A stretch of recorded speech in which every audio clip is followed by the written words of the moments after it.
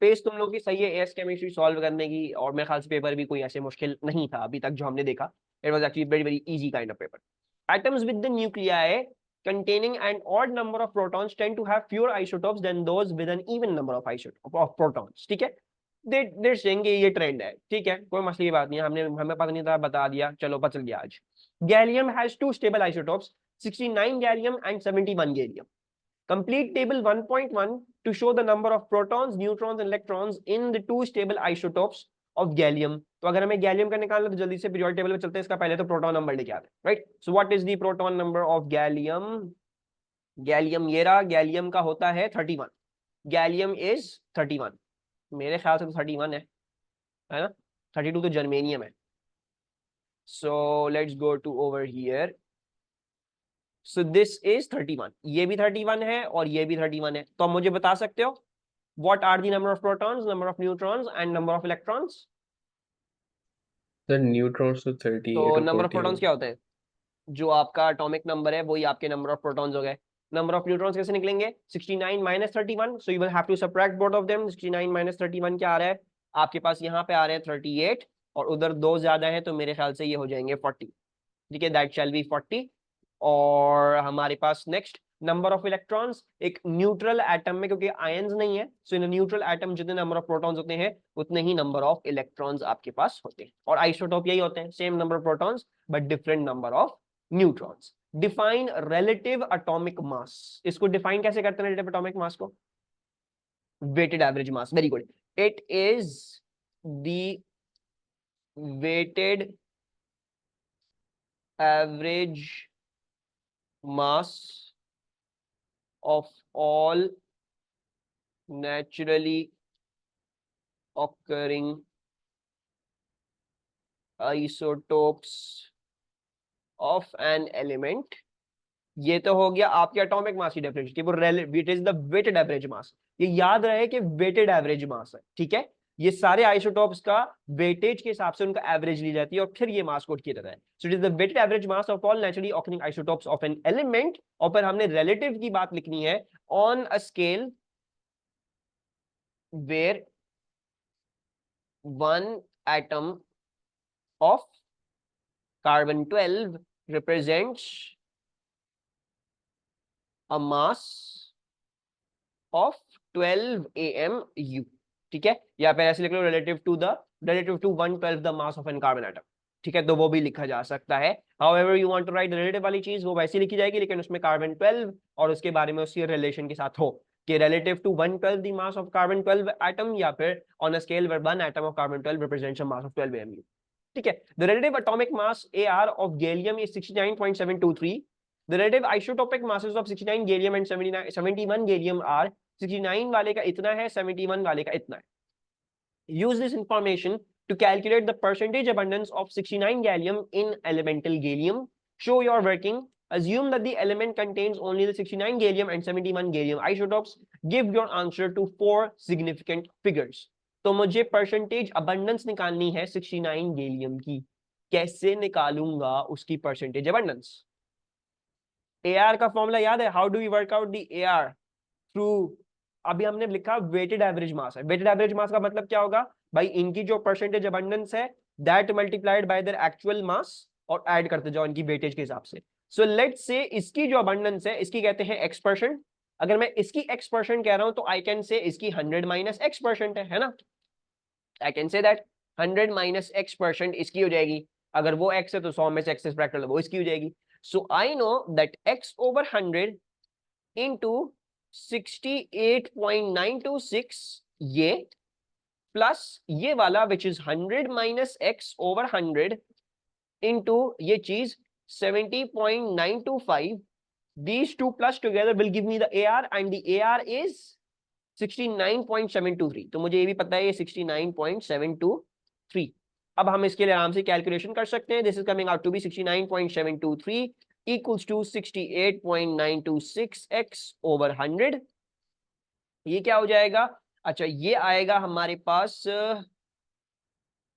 Plus 100 into this करोगे तो ये हो जाएगा 7092.5 डिवाइडेड बाय 100 माइनस, या फिर काम करते हैं इसको पहले लिख लूं फिर हम करते हैं इसके बाद। सो -17.925 x ओवर 100, ठीक है। अच्छा, अब हमें नजर क्या आ रहा है कि सब कुछ ही 100 से डिवाइड हो रहा है, तो एक काम करते हैं, एक ही डिनोमिनेटर कॉमन लेते हैं और सबको 100 से ही डिवाइड करके एक ही दफा लिख लेते हैं। So let's put 100 below every one of them and then let's do our algebra, ठीक है। अलजेब्रा जब करेंगे तो 100 ऊपर मल्टीप्लाई होगा और ये चीज उधर जाके सब्ट्रैक्ट होगी। So this shell become 6972.3 minus ये चीज उधर जाएगी तो 7092.5 और इस साइड पे ये दोनों सब्ट्रैक्ट हो जाएंगे, यानी 68.926x minus 70.925x। I believe अब कर सकते हो तुम लोग कैलकुलेशन काफी आसानी से। ये आंसर भी माइनस आएगा, वो आंसर भी माइनस आएगा, minus minus cancel.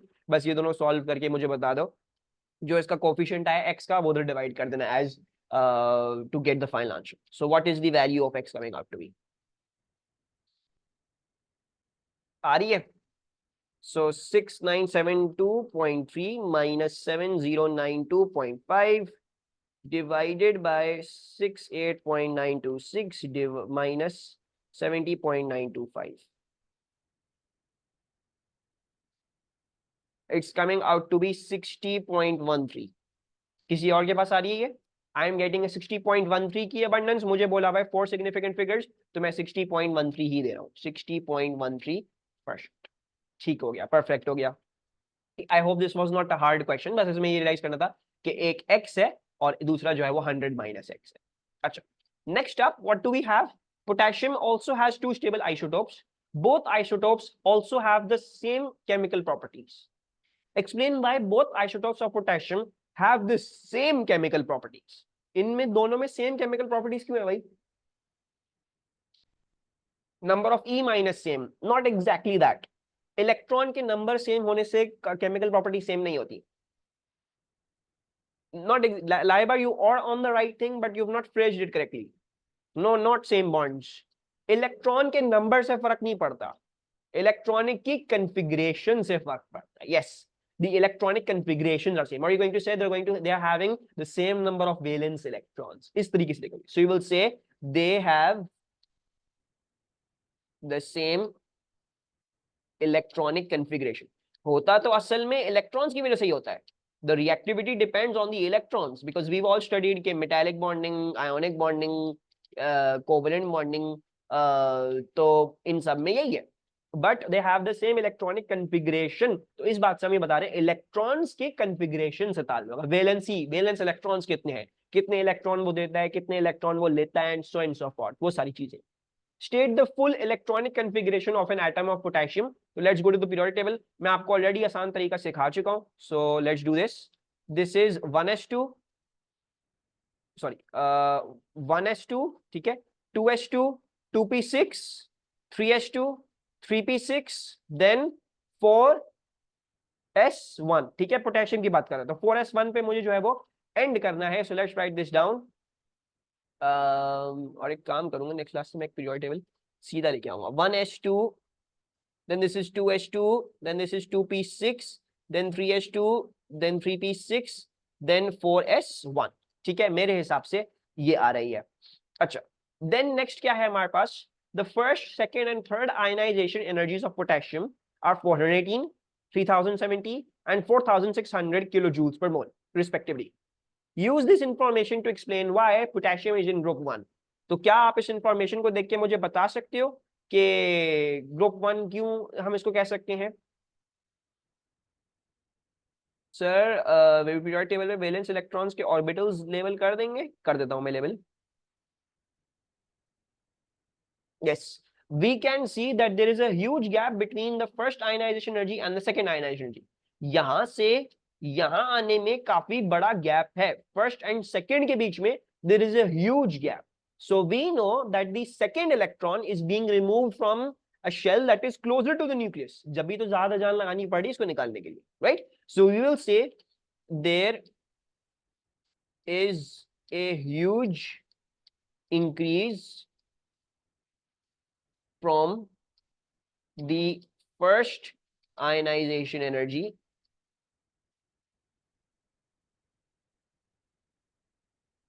to the second ionization energy, ठीक है। which means the second electron is being removed from an from a shell closer to the nucleus, closer to the nucleus. ठीक है, इसका मतलब क्या हो गया, therefore potassium has only one valence electron and therefore in group 2, right? तो हमने इतनी बात लिख ली, बाकी तो समझ जाएगा एग्जामिनर, तो पूरा पूरा लिखना भाई। फर्स्ट और सेकंड के बीच में गैप है वो नजर आ रहा है, उसके बाद उसकी बताओ भी तो सही क्यों, इससे क्या फर्क पड़ रहा है। तो गैप है, इसका मतलब है सेकंड इलेक्ट्रॉन जो है वो क्लोजर टू द न्यूक्लियस, किसी ऐसे शेल में है जो क्लोजर टू द न्यूक्लियस है। So therefore the valence electron is 1 electron and therefore ये ग्रुप 1 में होगा आपका जो पोटेशियम होगा। So magnesium shows typical reactions of group 2 metal. Draw a label diagram to show the bonding in magnesium metal. मुझे अगर magnesium metal में bonding show करनी हो तो कैसे शो करूंगा, एनी आइडियाज? मेटल आयंस दिखाएंगे, ठीक है। सो हम जो है वो क्या दिखाएंगे, हम पहले तो मेटल आयंस दिखाएंगे और इन मेटल आयंस में मैं 2+ का चार्ज दिखा रहा हूँ, बिकॉज हम सबको पता है मैग्नीशियम ग्रुप 2 में है तो वो 2+ का आयन फॉर्म करेगा, है ना। And will show let's show around 3 layers दिखा देते हैं, ठीक है। थोड़ी सी क्वालिटी ज्यादा कर लेते हैं लेकिन मार्क्स पूरे मिल जाएंगे। तो ये भी 2+ और ये भी 2+। फिर क्या करना है हमने, फिर हमने सी ऑफ इलेक्ट्रॉन्स दिखाने हैं, और मजीद सी ऑफ इलेक्ट्रॉन्स में आपने क्या मेक श्योर करना है, एक मैग्नीशियम का एटम 2 इलेक्ट्रॉन्स लूज करेगा तो इसके अराउंड आप 2 इलेक्ट्रॉन्स दिखाओगे, ठीक है। सो आप हर के अराउंड 2 इलेक्ट्रॉन्स दिखाओगे कि भाई इसके अराउंड, हर किसी के अराउंड 2 इलेक्ट्रॉन्स है।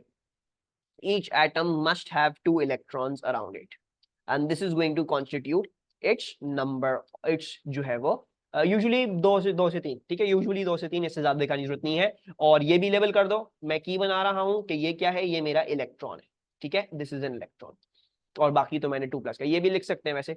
सो 2+ का जो है वो आपका मैग्नीशियम 2+ आयन है।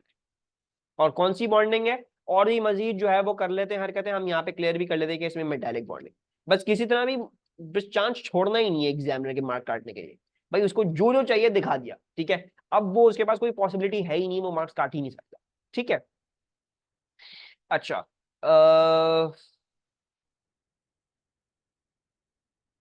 मेरे ख्याल से और तो कुछ नहीं दिखा। सर ये लिखना जरूरी है जी, लेबल लिखा हुआ है, draw a labelled diagram, label diagram. और अगर वो लेबल्ड ना भी बोले तो लिखो, सब चीजें लिखो, मार्क्स कटवाने की जरूरत नहीं है, सब कुछ लिखो। कितनी देर लगेगी मेटालिक बॉन्डिंग में, इलेक्ट्रॉन्स लिखने में, Mg2+ आयन लेवल करने में, कुछ भी देने लगेगी, लिख के आओ। So that therefore there are no marks being cut in any of the easy parts for you guys. Figure 2.1 shows some reactions of magnesium and its compounds. Magnesium HCl क्या रिएक्ट करता है, and so on, बहुत पूरा इसका reaction web दिया हुआ। Identify the other products of reaction 1 and reaction 2.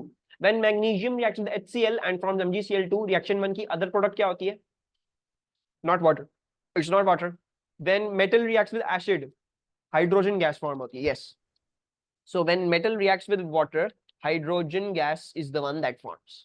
ठीक है, अच्छा। और हमारे पास क्या होता है रिएक्शन 2 में, मैग्नीशियम कार्बोनेट को जब मैं HCl के साथ रिएक्ट करूंगा तो क्या फॉर्म होगा अपार्ट फ्रॉम MgCl2?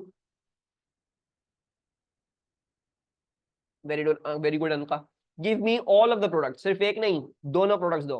तो यू विल से एक होगा Those कार्बन two. डाइऑक्साइड और दूसरा होगा पानी, both of the products, right, don't write just one. तो दूसरी हमारे पास CO2 गैस है और हमारे पास H2O है, ठीक है। दी क्या कहते हैं, writing the state symbols is not important in this question, मैं ऐसे ही लिख रहा हूँ, नहीं भी लिखोगे तो कोई मसले की बात नहीं है क्योंकि उन्होंने कुछ बोला नहीं है, so you can write it is just like that. और काम करते हैं ऐसे हटा ही देते हैं।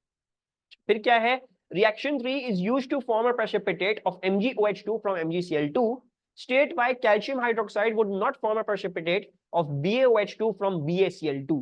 कैल्शियम हाइड्रोक्साइड बेरियम हाइड्रोक्साइड का प्रेसिपिटेट क्यों नहीं बना सकता, मतलब जैसे MgCl2 में जब CaOH2 डाला तो मैग्नीशियम हाइड्रोक्साइड का तो प्रेसिपिटेट बन गया, लेकिन अगर हम BaCl2 में कैल्शियम हाइड्रोक्साइड डालें तो BaOH2 का प्रेसिपिटेट नहीं बनेगा। उसका रीजन क्या है? not less reactive, not less reactive. What's the reason? BaOH2 का precipitate क्यों नहीं नजर आएगा भाई? Soluble है, BaOH2 is soluble. The barium hydroxide का आपको प्रेसिपिटेट नजर नहीं आएगा because barium hydroxide is soluble. Magnesium hydroxide बेचारा वो इनसोल्यूबल है। तो जब आपने MgCl2 प्लस COH2 करा तो मैग्नीशियम हाइड्रोक्साइड बना और उसका प्रेसिपिटेट आ जाएगा, वो इनसोल्यूबल है। लेकिन अगर आप कैल्शियम हाइड्रोक्साइड डालते हो BaCl2 में, एंड कैल्शियम हाइड्रोक्साइड अगर इसको BOH2 में बना भी देता है तो BOH2 will not precipitate out, it is soluble. वो पानी से बाहर नहीं निकलेगा, प्रेसिपिटेट नहीं दिखाएगा, वो पानी में ही डिसॉल्व कर जाएगा। So you will say what, you will say that BaOH2 is soluble, ठीक है। Then state the type of reaction that occurs in reaction 4। Reaction 4 में कौन सा टाइप ऑफ रिएक्शन हो रहा है? मैग्नीशियम कार्बोनेट को मैग्नीशियम ऑक्साइड में तब्दील कर रहे हैं, डिकम्पोजिशन है ये, right. You're decomposing the carbonate, carbonate को डिकम्पोज करोगे तो ऑक्साइड रिलीज होता है और कार्बन डाइऑक्साइड रिलीज होती है ना। So we will say this is decomposition, decomposition. और स्पेसिफिक होना है तो उसको थर्मल डिकम्पोजिशन भी लिख सकते हो, लेकिन मेरे ख्याल से डिकम्पोजिशन काफी है। अच्छा, उसके बाद क्या है? 1 cm cube of MgCl2 aqueous is placed in a test tube. A few drops of AgNO3 are added, followed by 1 centimeter cube of dilute NH3 aqueous. State in full what is observed in this experiment. पूरा पूरा बताएं इस experiment को करते हुए हमें क्या क्या चीजें ऑब्जर्व होंगी, क्या ख्याल है? White precipitate, yes obviously. Silver nitrate will produce silver chloride का व्हाइट प्रेसिपिटेट। और क्या होगा इसके अलावा? White precipitate when silver nitrate is added, because AgCl के व्हाइट प्रेसिपिटेट होते हैं। और not gas, no. And we know that dilute NH3 में AgCl डिसॉल्व कर जाता है। So what you will say, you will say that you will have white precipitate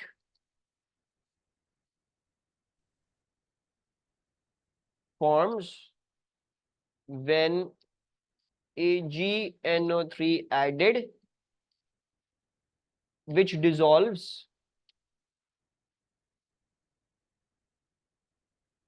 in dilute NH3 aqueous, ठीक है, which dissolves in dilute NH3 aqueous, जब NH3 aqueous डालोगे। When 1 cm cube of MgCl2 is added to 1 cm cube of Br2 in a test tube, the solution remains orange. Explain this observation.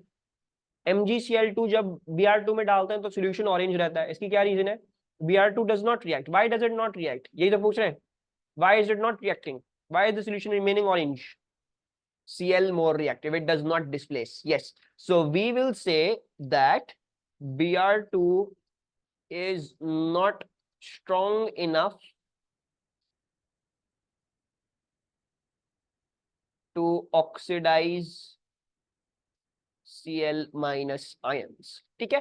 I would generally recommend you guys to write it in, जब displacement लिखना है ना तो इसकी बार इसकी oxidising या reducing ability के ऊपर बात कर दिया, ठीक है। तो इधर होगा क्या, वैसे इधर ये होना था कि MgCl2 की तरह जो तुम Br2 डालते हो, अगर तो Br2 ज्यादा रिएक्टिव होता तो यहाँ से वो क्या करता, वो यहाँ से आपकी इसको कर देता MgBr2 और Cl2 यहाँ पे रिलीज हो जाता, राइट। ये अगर वो रिएक्टिव होता, लेकिन ये होता नहीं है। This does not happen in real life. So what you going to say, you going to say bromine can not oxidise the Cl minus ions, इनको वो Cl माइनस से Cl2 0 तक नहीं लेके जा सकता, ठीक है। It can not oxidise it. अच्छा, और क्या है?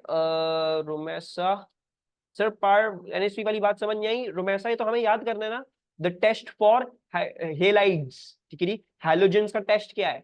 AgNO3 डालोगे, AgCl का व्हाइट पीपीटी, ब्रोमीन का क्रीम पीपीटी और आयोडाइड का yellow PPT. And then when you add dilute ammonia, Cl वाला डिसॉल्व कर जाता है, कॉन्सेंट्रेटेड अमोनिया ब्रोमीन वाला डिसॉल्व कर जाता है, और आयोडाइड किसी में भी डिसॉल्व नहीं करता है, ठीक है। अच्छा, then what's over here, some of the common chlorides of period 3 elements are shown in the list: NaCl, MgCl2, AlCl3, SiCl4, PCl5. From this list, identify all the chlorides that have giant ionic structures in their solid state. तो किन किन के पास giant ionic structures होंगे अपनी solid state में? NaCl, very good, that's an ionic compound. और क्या होगा? MgCl2 होगा, ठीक है। SiCl4 does not have a giant ionic structure, ठीक है।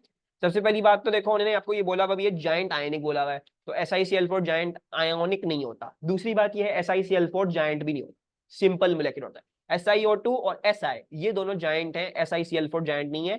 AlCl3 भी आप नहीं देखोगे, आपको पता है AlCl3 वो वाला कंपाउंड है, हमारा स्पेशल कंपाउंड है कोर्स में, जो Al2CL6 बनाता है, डायमराइज करता है वो, है ना। इसमें डेटिव बॉन्डिंग आ जाती है, L2Cl6 बनाता है। ये जो है वो covalent compound, it's not an ionic compound. Yes, dative वाला है, वेरी गुड, सही है। So only NaCl and MgCl2. All the chlorides that react vigorously with water to form strongly acidic solutions. So which chlorides will react with water to form strongly acidic solutions? क्या ख्याल है? PCl5 है, ठीक है, एक PCl5 हो गया, और SiCl4 होगा, और कोई होगा? Anything else? अगर आपको याद हो, मैंने आपको बताया था कि फॉर एग्जाम्पल अगर आप PCl5 रिएक्ट करते हो विद फॉर एग्जाम्पल वाटर, अगर आप पानी के साथ रिएक्ट करोगे तो वी ऑल नो, मैंने आपको बताया था ये PCl5, हाँ SiCl4 भी विग्रेस करता है रिएक्शन। PCl5 जो है वो क्या देता है, वो आपको, ये तो OH का टेस्ट है, it is a group for, that is a testing group for your H2O। तो होता क्या है फॉर्म इसमें, एक तो पॉक्कल 3 बन जाता है, दूसरी चीज आपके पास H3PO3 बन जाती है, ठीक है, और तीसरी चीज मेरे ख्याल से in this case we will also have HCl, हमारे पास यहाँ पे HCl भी होंगे। तो ये वाला रिएक्शन बन जाएगा, this shall be this reaction, ठीक है। अच्छा, और क्या होगा हमारे पास? अच्छा, बाकी अगर मैं SiCl4 की बात करता हूं, सो SiCl4 reacts with H2O, H3PO3, नहीं सिर्फ H3 वो नहीं बनता, आई थिंक, हो सकता है मैं थोड़ा सा मिस्टेक कर रहा हूँ, लेकिन मुझे ये याद पड़ रहा है कि फॉस फॉस्फोरस और हाइड्रोक्लोरिक एसिड तो बनता ही बनता है, ठीक है। नहीं, PCl3 के साथ नहीं होता है, PCl5 के साथ होता है। देख लेते हैं, लेट्स चेक, हो सकता है I am forgetting. Let's see group 17, तो नहीं, ग्रुप 17 ही है, सॉरी पीरियड 3 है ये, माय बैड। पीरियोडिसिटी इधर आ जाते हैं, reactions with chlorine and फलाना ढिमका phosphorus, PCl5 forms H3PO4 and 5HCl, बस यही फॉर्म H3PO4 और 5HCl, ठीक है। सो मैंने ज्यादा ही लिख दिया, H3PO4 and 5HCl। कौन सा था ये वाला, था ना? अच्छा, सो this is just H3PO4 and HCl। अच्छा, दूसरा क्या है? SiCl4 when it reacts with water, we all know that this forms silicon dioxide plus HCl form कराता है, ये भी स्टीमी फ्यूम्स ऑफ HCl देता है।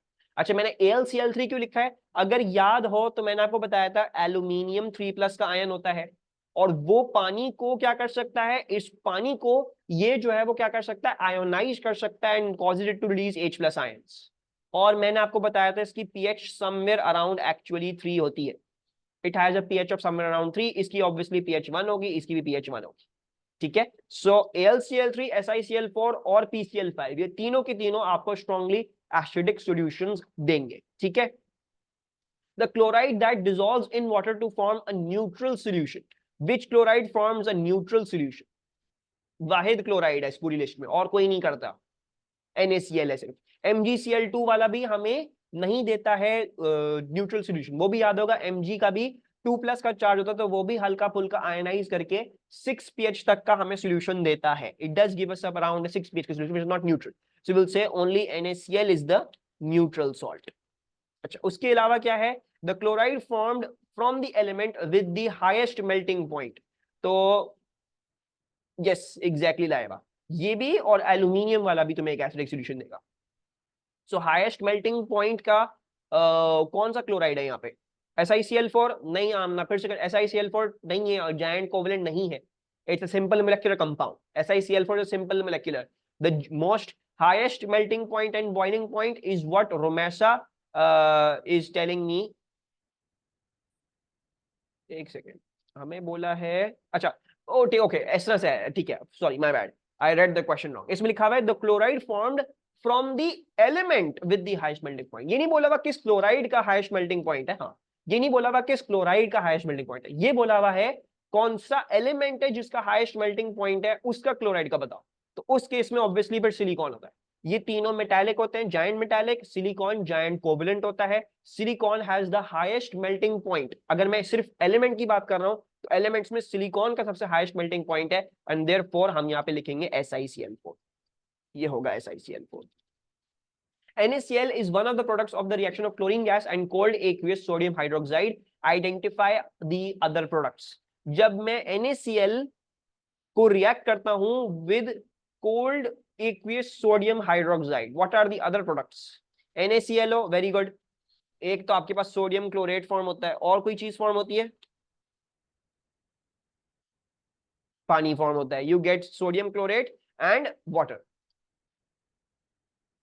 अगर रिएक्शन याद हो तो हमने कुछ ऐसा रिएक्शन पढ़ा है कि NaCl नहीं, एक्चुअली हमने क्या पढ़ा है, हमने ये नहीं पढ़ा, हमने ये पढ़ा है कि Cl2 प्लस NaOH अगर कोल्ड एक्वियस हो तो क्या फॉर्म होता है? आपके पास NaCl फॉर्म होता है, आपके पास NaClO फॉर्म होता है, और आपके पास H2O फॉर्म होता है. ये कहलाता है आपका disproportionation reaction. This is called as a disproportionation reaction, जिसकी बैलेंसिंग मेरे ख्याल से ये होती है. खैर बैलेंसिंग मुझे एग्जैक्टली याद नहीं है, कर लेना बैलेंसिंग बाद में. आई बिलीव दिस, ये इतनी सही हो जाएगी बैलेंसिंग. 2Cl 2O हो गए, 2H हो गए, हाँ यही बैलेंस. तो NaClO और H2O फॉर्म होता है by this reaction, cold aqueous sodium hydroxide. This is disproportionation reaction, हमने ग्रुप 17 में कवर किया है. PCl5 reacts with alcohols to form chloroalkenes.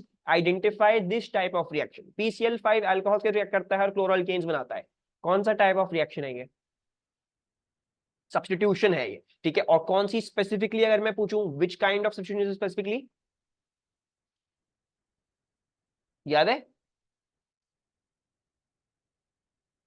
This is specifically a nucleophilic substitution, ठीक है. लेकिन अगर आपको याद नहीं आ रही हो न्यूक्लियोफिलिक थी क्या थी, तो आप सब्स्टिट्यूशन लिख दो. इसका मतलब ये नहीं है कि आप भूल जाओ सिरे से कि न्यूक्लियोफिलिक और इलेक्ट्रोफिलिक और क्या क्या क्या है. ये वो याद रखना है. अगर एग्जाम में याद नहीं आ रही हो तो फिर you can just go and write substitution. लेकिन I will always recommend you guys to write nucleophilic substitution. पूरा पूरा लिखो जो भी है. फिर क्या कर रहे हैं? Draw the structure of the organic product formed in the reaction of an excess of PCl5 with butane 1,3 diol. तो पहले तो ब्यूटेन 1,3 डायोल बना लेते हैं. ब्यूटेन 1 पे ऑल है और 1 2 3 3 पे ऑल है, ठीक है. सो बाकी जो है हम कंप्लीट कर लेते हैं. 1 2 3 4 1 2 3 4 1 2 3 4 एंड 1 2 3 4, ठीक है. तो ये हमारे पास आ गया ब्यूटेन 1,3 डायोल. अब अगर मैं PCl5 रिएक्ट करूंगा तो बहुत ही सिंपल है, कुछ भी नहीं करना होता, बस OH यहाँ से हटाओ, यहाँ से OH हटाओ, और कहा क्या ऐड कर दो, दोनों जगह पे आप क्लोरीन ऐड कर दोगे. द सिंपलेस्ट मोस्ट इजीएस्ट जो है वो kind of reaction to produce is a substitution reaction. उसमें वो चीज हटा के दूसरी जगह आपने उसी जगह पे दूसरी चीजें डाल दी होती हैं. Moving onwards, sulfur S8 reacts with chlorine to form several different chlorides. The most common are S2Cl2 and SCl2. SCl2 forms when sulfur reacts with excess of chlorine, ठीक है. The most common chlorides are S2Cl2 and SCl2. SCl2 forms when sulfur reacts with excess of chlorine, ठीक है. SCl2 is a cherry red liquid that reacts vigorously with water to form an acidic solution. Use this information to reduce the bonding and structure shown by SCl2. Explain your answer. तो हमने मेरे ख्याल से SCl2 कल भी देखा है class में. SCl2 का स्ट्रक्चर क्या था, तो याद है इसका स्ट्रक्चर क्या होती है, इसमें बॉन्डिंग कौन सी होती है? अगर याद हो तो हमने ये डिस्कस किया है कि sulphur dichloride is something like this. ये मेरे ख्याल से हमने कल ही डिस्कस किया. हमारे MCQ क्वेश्चन पूछा हुआ था इसका, वो बताओ शेप बताओ इस मॉलिक्यूल का. तो हमने ये डिस्कस किया था कि V शेप है. खैर अभी जो हमें बात करनी है, हमें इसकी बात करनी है अभी बॉन्डिंग और स्ट्रक्चर पे. What is the bonding of this compound and what is the structure of this compound. तो क्या करना पड़ेगा हमें इसके लिए? Simple and covalent because of low boiling point. Actually okay, how do we know that it has a low boiling point? The thing comes from over here. SCl2 is a cherry red liquid. Liquid is the main point over here. अगर तो इसका high melting point boiling point होता तो ये solid में exist करता. तो we can see that it has a low melting point and boiling point. ठीक है. और obviously sense भी बना रहा है, covalent bonding ही है इसमें, तो ये simple molecular substance ही होगा, ठीक है जी. It shall be a simple molecular. दूसरी बात हमने क्या बात करनी है, हमने इसकी बॉन्डिंग के बारे में बात करनी है. तो इसके बारे में क्या लिखेंगे? We will say it is a covalent compound, ठीक है. और वो कैसे प्रूव करूं कि ये कोवेलेंट कंपाउंड है? वो इस बात से प्रूव होगा क्योंकि ये हाइड्रोलाइज हो गया. अगर तो आयोनिक बॉन्ड होता, ये मेटालिक बॉन्ड होता, ये जायंट कोवेलेंट होता तो हाइड्रोलाइज नहीं होता, पानी में इस तरह से डिसोसिएट नहीं करता, एसिडिक सॉल्यूशन नहीं बनाता. क्योंकि ये विगरसली रिएक्ट करके इसने एसिडिक सॉल्यूशन बना दिया है, so this is telling me that this got hydrolyzed. So we will say it has a simple structure as it has a low melting and boiling point, and the bonding in it is covalent as it got hydrolyzed. कोई परेशानी इस सवाल में? Anything that is confusing over here? कोई परेशानी आपको इधर? Acidic बना रहा, हाँ, it's an acidic solution, most probably something like sulphurous या सल्फ्यूरिक एसिड, कुछ in this of this form बन रहा होगा एन एसिडिक सॉल्यूशन. अच्छा, calculate the enthalpy change of formation delta HF of SCl2. You may find it useful to use a Hess's law to construct an energy cycle. ठीक है, so ionic bond hydrolyze नहीं होते, नहीं, ionic bond hydrolyze नहीं होते. Hydrolysis ये होती ही उन बॉन्ड्स में जो वीक होते हैं. ठीक है, पानी की मदद से वही बॉन्ड तोड़े जा सकते हैं जो वीक होते हैं. Covalent bonds out of all other bonds are the weakest. Ionic बड़ा स्ट्रांग होता है, मेटालिक बड़ा स्ट्रांग होता है. कोवेलेंट इन दोनों के मुकाबले में काफी हल्का होता है. डेटिव भी कोवेलेंट के, देयर लाइक डेटिव भी तकरीबन कोवेलेंट ही होता है एक तरीके से, बस उसमें कंप्लीट शेयरिंग हो रही होती है. दे आर वेरी सिमिलर, दोनों तकरीबन वीक ही होते हैं. अच्छा, construct the enthalpy change of formation of SCl2. हमें SCl2 की फॉर्मेशन एंथैल्पी लिखनी है. SCl2 की फॉर्मेशन की एंथैल्पी मुझे यहाँ पे दी हुई है. Any equation that you can see that corresponds to the formation of enthalpy of SCl2? No, there is no equation that is talking about the SCl2 की formation. ठीक है, अब पहले तो ये काम करते हैं कि पहले तो हम SCl2 की फॉर्मेशन की इक्वेशन लिख लेते हैं. सो SCl2 की फॉर्मेशन की इक्वेशन कैसे लिखूंगा मैं? Any ideas? How do I right that down? नहीं, रिएक्शन 2 नहीं है. देखो, फॉर्मेशन क्या होती है? Formed from its constituent elements. It is always formed from its constituent elements, और 1 मोल ऑफ SCl2 फॉर्म होगा. यहाँ पे देखो, यहाँ पे कोई भी SCl2 की फॉर्मेशन उसके कंस्टिट्यूएंट एलिमेंट से नहीं हो रही है. ठीक है, अच्छा, अब इस बात को हमने थोड़ा सा मेक श्योर करना है. ये देख लो, यहाँ पे इसने ऊपर एसेट इस्तेमाल किया है, तो मैं नीचे भी एसेट ही इस्तेमाल कर रहा हूं. अगर ऊपर एस इस्तेमाल करता हूं, मैं नीचे भी एस इस्तेमाल करता हूं. मैं जो हूं हल्का सा जो है मोहतात रहूंगा इधर. I am going to use S eight plus Cl2. These are the 2 constituent compounds and this is forming SCl2. ठीक है, अच्छा, एसिड कितना हो जाएगा? मुझे 1/8 करना पड़ जाएगा. ये बात ध्यान में रहे, ये बात ध्यान में रहे कि आप यहाँ पे 8 नहीं डालोगे. अगर आपने यहाँ पे 8 डाल दिया इसको बैलेंस करने के चक्कर में, this is not a formation enthalpy की इक्वेशन. कोई मुझे बता सकता है क्यों नहीं है ये फॉर्मेशन एंथैल्पी की करेक्ट इक्वेशन? इसमें क्या मसला है? 1 मोल होना चाहिए. ये हमेशा आ जाता है कि इसमें 1 मोल फॉर्मेशन में जब बात की जाती है तो उसमें 1 मोल ऑफ प्रोडक्ट होता है, तो हम इसको भी डाल दें. ठीक है, it should be 1 mole of this. अच्छा, अब मुझे एक पता है मसला क्या नजर आ रहा है ऊपर. अगर मैं जरा गौर से देखूं ना, तो चलो लिखते हैं, लेट्स राइट दिस डाउन. अच्छा, ये क्या दिया हुआ है? एक रिएक्शन 1 दिया हुआ है जिसकी डेल्टा HR मुझे ये दी हुई है. S8 सॉलिड को जब आप 4 Cl2 के साथ कंबाइन करते हो तो 4H2Cl2 बनता है. ठीक है, अब मेरे पास इधर हैं कितने? हमें थोड़ा सा ना इसको देखना पड़ेगा, हल्की सी मुझे मेक श्योर करनी पड़ेगी मेरे सल्फर के एटम्स हर जगह कांस्टेंट हो. ठीक है, I don't make any mistake in that regards. अच्छा, एक काम ऐसे कर लेते हैं कि यहाँ पे एसिड प्लस 4Cl2 लिखा हुआ है, 4H2Cl2 है ना मेरे पास, क्योंकि मैंने यहाँ पे एक एटम ऑफ सल्फर लिया हुआ है. देख रहे हो, 1/8 into 8 will become 1, right? So I will deliberately also make this according to 1 atom of sulphur. इसको भी जबरदस्ती 1 एटम ऑफ सल्फर कर देते हैं. यानी मैं इधर भी 1/8 डाल रहा हूँ, इसको भी 4/8 करोगे तो क्या हो जाएगा? ये 1/2 हो जाएगा, है ना? और इधर भी जब 4/8 करोगे तो ये भी चीज 1/2 हो जाएगी. तुमने क्या किया? तुमने पूरी इक्वेशन को 1/8 से डिवाइड किया है, तो ये एंथैल्पी चेंज भी तुम्हारी 8 से डिवाइड करेगी. ठीक है, हो जाएगी ना. It will also become divide by 8. ये क्यों कर रहा हूं दोबारा से समझ लो, क्योंकि मैंने नीचे 1/8 एसेट लिया. अब मुझे क्योंकि हेस साइकिल बनानी पड़ेगी, सब कुछ लिंक करना पड़ेगा, तो मुझे मेक श्योर करना है मेरी सारी चीजें प्रॉपर रह रही. अगर मैं सल्फर के लिहाज से अगर सही चीज रखना चाह रहा हूं तो मैं सल्फर के लिहाज से प्रॉपर कर रहा हूं चीज. यहाँ पे एक सल्फर का आइटम, मैंने यहाँ पे भी एक सल्फर का आइटम कर लिया, पूरी इक्वेशन को 8 से डिवाइड कर दिया और मैंने एंथैल्पी चेंज को भी 8 से डिवाइड कर दिया। ठीक है, अच्छा अब मेरे पास क्या आ रही है, एक तो ये आ गई। अच्छा दूसरी बात अगर हम देखते हैं HCl2 में, सॉरी H2Cl2 में जब आप Cl2 रिएक्ट करते हैं तो 2 Cl2 बनते हैं, ठीक है, 2 HCl2 बनते हैं। अच्छा अब मजीद मसला क्या है, मैंने जब 2 HCl2 यहाँ पे मैंने जब यहाँ पे HCl2 लिखा है, एक ही HCl2 लिखा है, इसको दो नहीं लिखे। सो मैं इधर भी ये मेक श्योर करता हूँ कि मैं इसको भी एक ही कर दूं ताकि हमारे पास कोई प्रॉब्लम ना हो। अब इसको एक करने का तरीका क्या होगा, इसको एक करने का तरीका हमारे पास ये होगा कि हम डिवाइड बाय 2 इधर कर दें, डिवाइड बाय 2 इसको कर दें और डिवाइड बाय 2 इसको कर दें। We do it like this. ये 8 वाली बात समझा दूं दोबारा से, I am explaining this again. और सर हम एंथैल्पी चेंज को कैसे डिवाइड कर सकते हैं, इज दैट यस अनस, दैट्स अलाउड, दैट्स अलाउड। देखो ना मेरा बच्चे, देखो ये तो मैंने सिखाया भी है, we have done this considerable amount of times. हम एंथैल्पी चेंज को जब अपनी मर्जी से मल्टीप्लाई कर सकते हैं, मोल्स अपने मर्जी से जब जितने ज्यादा आ रहे हैं मोल्स, हम उतने हिसाब से जब मल्टीप्लाई कर सकते हैं तो हम उसी हिसाब से डिवाइड भी कर सकते हैं।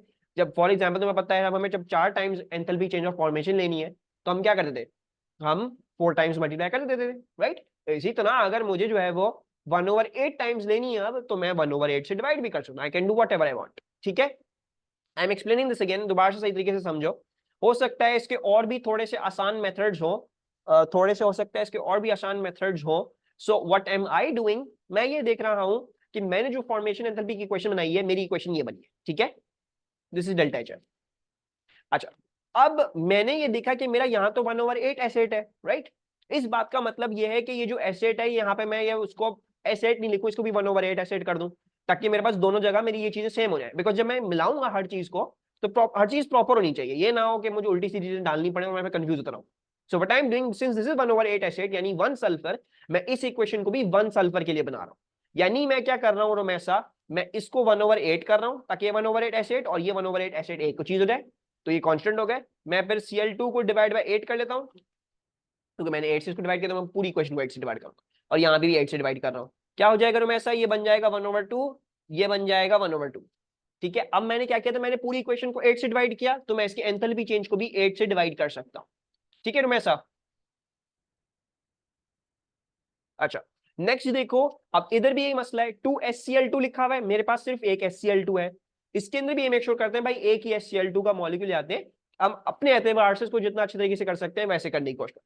So let's also divide over here this whole equation by 2।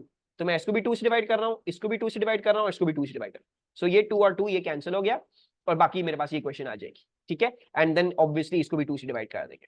सो मुझे पहले ये वैल्यूज बता सकते हैं क्या आ रही है 8 से डिवाइड करके और 2 से डिवाइड करके। बस ये लास्ट क्वेश्चन है, फिर क्लास को खत्म करेंगे हम आज के लिए। 58.2 divided by 8 that is 7 point minus 7.275 minus 7.275। Thank you Moiz. और क्या है, मेरे ख्याल से -20.3।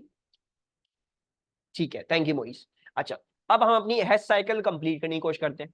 अच्छा 1/8 S8 से हम पहले H2Cl2 बना देते हैं ना, let's try to make this. So मैं क्या कर रहा हूं, तो मैं इधर से एक नीचे की तरफ एरो लेके जा रहा हूं, I am taking an arrow down and मैं बना रहा हूं H2Cl2, I am making H2Cl2। अच्छा H2Cl2 कितने बने, हाफ बने हैं, we have got half H2Cl2, तो ये बन गया है हाफ H2Cl2। ठीक है, क्लोरीन कितने थे, क्लोरीन भी थे half, you need half chlorine. अच्छा अभी मेरे पास क्या है,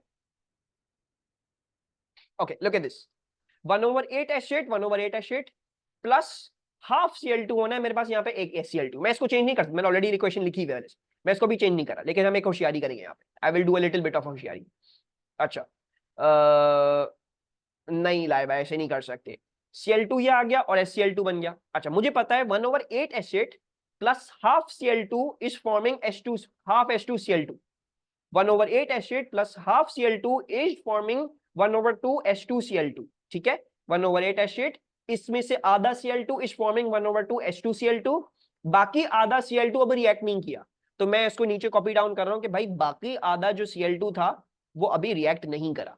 अब ये जो आधा Cl2 है और ये जो आधा H2Cl2 है, ये दोनों रिएक्ट करते हैं, they form 1 HCl2, they form 1 HCl2, so they will form, ये दोनों रिएक्ट करके मेरे पास ये चीज बना देंगे, right. Now what I can see, कि ये रहा, this is the one that is over here -7.275, ये रहा, ये वाली इक्वेशन है. So let's write this down. This is -7.275 और ये वाली क्या है, दिस वन इज -20.3, ये वाला जो एरो है. सो दिस इज -20.3. ठीक है. अब हम अपनी कंफर्म कर लेते भाई, अगर मुझे ए से बी जाना है तो ए से बी या तो मैं डायरेक्ट जा सकता हूं या तो मैं पहले नीचे जाऊं और पहले फिर मैं ऊपर जाऊं. अब देख रहे हो दोनों एरोज एक दूसरे को कॉम्पनसेट कर रही हैं. सो दीज आर बिल्कुल सही एरोज. तो इस बात का मतलब क्या है कि डेल्टा एच एफ जो है वो हमारी वो हो जाएगी, इसका एज इट इज साइन होगा, सो -7.275 और इसका भी एज इट इज साइन होगा यानी -20.3 to get your final answer. How did you change the enthalpies, मतलब एंथैल्पीज चेंज मतलब 8 और 2 से डिवाइड किया. Aamna why don't you try that, उसको ट्राई तो करो. तुम्हारे पास फॉर्मेशन एंथैल्पी दी हुई नहीं है. ठीक है. if you look at the equations, this equation cannot never be called a formation enthalpy. ठीक है. तो उधर वो कॉन्फ्लिक्ट राइज होगा. इसके लिए हमें यही हेस साइकिल जो है वो करना पड़ेगा. हाफ Cl2 वाली चीज समझ नहीं आई. अच्छा दोबारा समझाता हूँ. देखो 1/8 H8 प्लस Cl2 SCl2 बन रहा है तो हम पहले से लिख चुके हैं ना, और इसी के चक्कर में मैंने बाकी सारी इक्वेशन ही बैलेंस करी. ठीक है. अच्छा अब देखो 1/8 H8 प्लस कितना हो रहा है, half Cl2 is forming half H2Cl2. 1/8 H8 plus half Cl2 is forming 1/2 H2Cl2. तो मैंने क्या किया, 1/8 H8 रिएक्ट करेगा यहां से हाफ Cl2 में से only with half Cl2 to form half H2Cl2. अब रोएफा अगर यहां से सिर्फ वो हाफ Cl2 के साथ रिएक्ट कर रहा है तो बाकी हाफ कहां गया, वो रह गया एज इट इज, वो रिएक्ट नहीं किया. अब ये जो हाफ H2Cl2 है ये रिएक्ट कर रहा है with half Cl2 to form HCl2. तो now these two things are reacting and forming HCl2. ये मेरी कंप्लीट हेस साइकिल बनी इस तरीके से. I don't like this. और कोई मेथड है इसके लिए? I don't think there is any other more convenient method. मैं देख जरूर लूंगा. -20.3 -7.275. असल में तुम लोगों को जो है ना वो फॉर्मूला की आदत है कि सर ये वाला फॉर्मूला जो है वो ये लगवा दें, ये वाला जो है वो प्रोसीजर होता है हमारा. लॉजिक नहीं सीखनी भाई किसी ने भी. अच्छा ये क्या है, ओनली यूनिट्स तक है. We have got the first decimal place, तो मैं आंसर भी अपना फर्स्ट डेसिमल प्लेस तक दूंगा बिकॉज मैंने सिर्फ एडिशन सब्ट्रैक्शन करी है. सो -27.6 किलो जूल्स पर मोल ये हो जाएगा. ठीक है. Let me also just check this answer.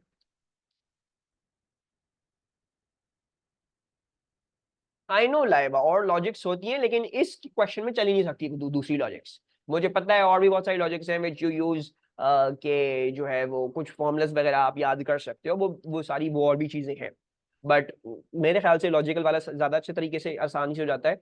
अच्छा अब रोमेसा हाफ Cl2 वाली चीज देखो. रोमेसा 1/8 H8 हाफ Cl2 के साथ रिएक्ट करना है रोमेसा. ऐसा ही हो रहा है. 1/8 H8 reacts with half Cl2 to form half H2Cl2, है ना. देखो मैंने लिखा 1/8 H8 रिएक्ट्स. अब देखो मैं इसको चेंज नहीं कर सकता. आई कैन डू छेड़खानी. ये तो मैंने पहले से इक्वेशन लिखी हुई ना, ये तो मेरी फॉर्मेशन की इक्वेशन है, इसको मैं नहीं छेड़खानी करूँ, ये तो मुझे ढूंढना है. अगर मैं छेड़खानी करी तो फिर मुझे पूरी इक्वेशन बदलनी पड़ेगी, मेरी डेल्टा एच एफ चेंज कर देगी, वो नहीं कर सकता. सो मैंने इसको Cl2 ही रहने दिया. मैंने कहा 1/8 H8 रिएक्ट कर रहा है यहाँ पे according to equation it's only reacting with half Cl2. तो यहाँ पे तो 1 Cl2 है. So it's that means it's only reacting out of 1 में से सिर्फ हाफ के साथ रिएक्ट कर रहा है. तो इसीलिए रोमेसा बाकी कितने रह जाएगा, बाकी हाफ Cl2 रह गया जो रिएक्ट नहीं किया. 1 में से हाफ रिएक्ट कर गया तो हाफ है जो वो नहीं रिएक्ट किया. तो हाफ H2Cl2 बना तो सही और रह कितना गया, हाफ Cl2 रह गया. और फिर वो हाफ Cl2 इस्तेमाल हो गया H2Cl2 के साथ दोबारा से रिएक्शन करने में और उसने HCl2 बना दिया. ठीक है. अब ये क्वेश्चन हो चुका है निहायत ही गंदा. क्या है, state the effect of a decrease in pressure on the position of equilibrium in reaction 2. अच्छा रिएक्शन 2 चाहिए हमको. सो रिएक्शन 2 ले लेते हैं. रिएक्शन 2 ये है. So what do you think is going to happen if I decrease the pressure. अगर मैं रिएक्शन 2 के लिए प्रेशर डिक्रीज कर दूं तो इक्विलिब्रियम किस साइड पे जाएगा, which side will it shift to if I decrease the pressure? To left hand side, more moles, right of gas, no effect, no effect. अच्छा अगर मैं ये देखूं कि moles of gas किस साइड पे ज्यादा है तो we can see, सबसे पहली बात तो ये कि लिक्विड है ये, तो इसको नहीं देखा जाएगा, इसके मोल को नहीं देखा जाएगा. You can see that there is 1 mole of gas over here and oh अच्छा इस यहाँ पे जो है वो 1 mole of gas है. और यहाँ पे 0 मोल्स ऑफ गैस, राइट। और हम सबको पता है कि जब आप प्रेशर इंक्रीज करते हो तो equilibrium shift to that side which has got fewer moles of gas. अगर अभी मैं डिक्रीज कर रहा हूँ प्रेशर को, तो इक्विलिब्रियम उस साइड पे शिफ्ट करेगा जहां पे ज्यादा मोल्स ऑफ गैस होंगे, ताकि वो प्रेशर को वापस से बढ़ा सके। तो हम क्या लिखेंगे, the equilibrium, don't just look at the moles, ठीक है, ये भी मेक श्योर किया करो अपनी स्टेट सिंबल्स देख के कि वो गैसियस हैं, लिक्विड हैं, क्या है। So the equilibrium will shift to the left hand side as there are fewer moles of gas on left hand side। अच्छा जी, मूविंग ऑनवर्ड्स, अब क्या है हमारे पास अब यही सवाल है। Figure 3.1 shows the two structural isomers of S2Cl2। S2 एक S2Cl2 का आइसोमर ये दिखाया हुआ है, एक H2Cl2 का आइसोमर ये दिखाया हुआ है। Define the term structural isomer, ठीक है। तो स्ट्रक्चरल आइसोमरिज्म सिर्फ ऑर्गेनिक केमिस्ट्री में पॉसिबल नहीं है। उन्होंने आपके सामने ये सवाल रख दिया, आपसे पूछ रहे हैं भाई आप हमें जो है वो स्ट्रक्चरल आइसोमर डिफाइन करके दिखा दे। सो मैं इसको जरा कैसे डिफाइन करूं, ऑर्गेनिक में कैसे डिफाइन करते हैं, same molecular formula, very good. सो compounds having same molecular formula,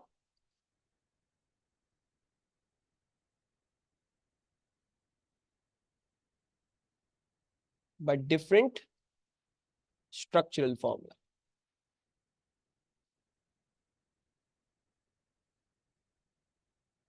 right? बिल्कुल सही है, same molecular formula but different structural formula. अच्छा, suggest a value for the CLSS bond angle in isomer 1, explain your answer। तो CLSS इस वाले का जो bond angle है, ये वाला जो बॉन्ड एंगल होगा, ये या ये वाला, इसका आप मुझे जो है वो बॉन्ड एंगल बता दें वो क्या होगा। दूसरी बात ये मेक श्योर करना, ऐसी अगर आपके सामने रखा हुआ है बॉन्ड आपकी जगह, नहीं रोएफर स्ट्रक्चर ही लिखना पड़ेगा इसके लिए, ठीक है। अच्छा, दूसरी बात जो है वो एक और चीज आपने देखनी है कि आपने लोन पेयर्स खुद से देखने होंगे। लोन पेयर्स आपको कोई देख के नहीं बताने वाला, the examiner is never going to mark the lone pairs for you. तो सबसे पहले तो ये डिड्यूस करो सल्फर पे कितने लोन पेयर्स होंगे। सल्फर पे अगर ये डिड्यूस करना है कितने उस पे लोन पेयर्स होंगे, तो पीरियोडिक टेबल में हम जा सकते हैं। और पीरियोडिक टेबल में हमें चलता है कि सल्फर जो है वो राइट बिलो ऑक्सीजन है, यानी इसके अंदर, सल्फर के अंदर 6 वैलेंस इलेक्ट्रॉन्स होते हैं। Sulphur has got 6 valence electrons, ठीक है। अब जैसे ऑक्सीजन भी अपने कंपाउंड्स में 2 लोन पेयर्स रखता है, तो सल्फर भी ऐसे ही अपने कंपाउंड में दो लोन पेयर्स रखेगा। सिंस ऑक्सीजन जैसे H2O हमने देखा है तो उसमें 2 लोन पेयर आते हैं, इसी तरह सल्फर भी उसी ग्रुप में है तो उसमें भी 2 लोन पेयर आते हैं। लेकिन अगर आपने प्रूव करना है तो क्योंकि सल्फर के पास जो होते हैं वो 6 वैलेंस इलेक्ट्रॉन्स होते हैं, ठीक है, इट्स गॉट 6 वैलेंस ई। तो आपको पता है कि एक तो यहां पे चला गया, एक यहां पे चला गया, 2 यहाँ पे बॉन्ड हो गए, और बाकी रह जाने वाले क्या होंगे, 2 लोन पेयर्स हो जाएंगे इसके ऊपर। अब ये कौन सा वाला हो गया, ये वही चीज हो गई जो H2O में होता है, right. It's going to be a V shaped bent structure, और इसका बॉन्ड एंगल क्या हो जाएगा, इसका बॉन्ड एंगल हो जाएगा 104 degrees. It's going to be a 104 degrees. So the bond angle is, अच्छा 104 डिग्रीज भी लिख सकते हो, 104.5 डिग्रीज टू बी एग्जैक्ट है वैसे तो। और एक्सप्लेनेशन हम क्या कह देंगे, हम एक्सप्लेनेशन ये कह देंगे कि सल्फर हैज गॉट क्या कहते हैं, sulfur has got 2 bonding pairs around it and 2 lone pairs on it. Since lone pairs repel more than bonding pairs,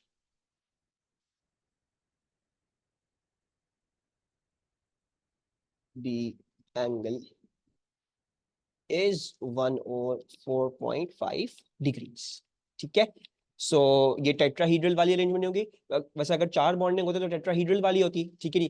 तो इसमें टेट्राहीड्रल वाली अरेंजमेंट तो नहीं है, क्योंकि इसमें 2 लोन पेयर भी है, तो 2 लोन पेयर ज्यादा रिपेल करके, हमने पढ़ा था एक लोन पेयर होता है 2.5 से मजीद डिक्रीज कर जाता है एंगल, और 2 हो जाता है तो फिर 2 2 टाइम्स 2.5 यानी 5 डिग्री से डिक्रीज कर जाएगा मजीद angle.